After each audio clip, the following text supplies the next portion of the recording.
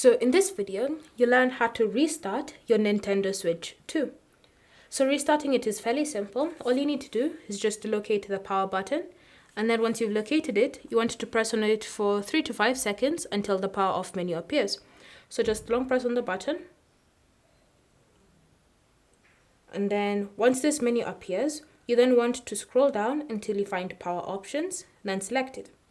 Under power options, you should see restart, so ensure that you select that option and then simply wait for your Nintendo Switch 2 to go through the restart process.